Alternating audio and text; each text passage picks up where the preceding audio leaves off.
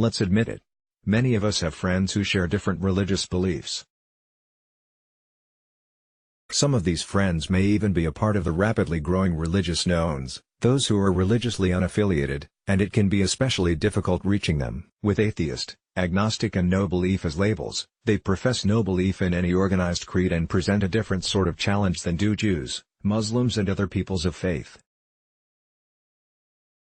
It's particularly difficult to argue your faith based solely on emotional, faith-based appeal. There are some knowns who are well versed in the Bible, have heard your claims before and already have their answer related to God and His existence. There are also knowns who are not familiarized with the language of faith and find these conversations awkward and uncomfortable. But contrary to what you may think, there is opportunity to reach these friends, even the least receptive of them. Here are some suggestions on how to reach your friends who don't believe in God. Pray often. One of the ways you can guide your friends towards God is through prayer. God is the only one who can change your friend's heart.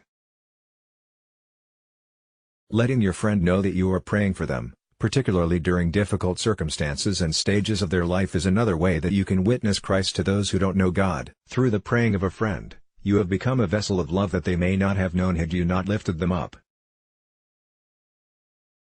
Then, show your friend the loving God you know through your actions, lifestyle and faithfulness to God. There is a certain energy, or frequency that comes from those who know God and love God that can be so powerful when you're in the presence of it that it's contagious.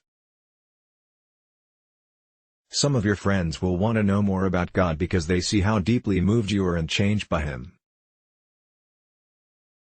Intellectualism is important. We are called to proclaim our faith in Christ. For many of us, when we enter into a relationship with Christ, we feel like we found the secret to everything being good in life and want to profess it to others, particularly those we hold closest to us.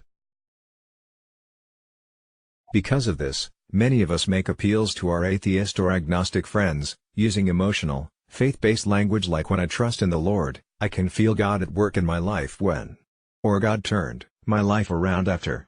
Though there's nothing wrong with doing this, it's important to remember that when talking to non-religious friends that there is common perception that belief in God is simply motivated by a rational faith. When we rely on emotional appeals alone, we are ignoring the history of intellectualism and scholarship that is deeply rooted in the Church. One of the greatest examples of this is Jesus and His own teaching. Through Jesus we see an amazing balance of faith and rationality. We can also go all the way back to figures like the Apostle Paul, Augustine, and Niebuhr who argued faith with logic. There are great biblical scholars today like N.T. Wright who is a great example of this today. Another reason emotional, faith-based arguments go over the heads of non-believers is because the language may not be familiar. If they've never set foot in a church, grown up in a household of believers, experienced trauma in their life or had bad experiences with people who profess to be Christian, this message may not resonate. They may even find this language awkward and discomforting. I'm not saying that truth needs to be proven by rational means, but it is one of the greatest defenses against rational scrutiny. Being well versed in the Bible, Christian intellectualism and scholarship as well as atheist history and thought is a great way to strengthen your own faith and bring us closer to those who don't know Him. Be ready for questions if your friends don't believe in God, or are practice another faith. Be prepared for questions about your faith. Also, be prepared for tough questions about the faith. You may hear questions like, why do some of the stories in the Bible not line up with historical evidence? How can you prove that God exists without verifiable evidence? Or if Jesus is the way and the truth, what happens to those who were raised as non-Christians? Though it may be difficult to answer these questions, and some of the answers are not too comforting, however, it's our responsibility to be well versed in Christ and to bear credible witness to our friends to those who don't believe.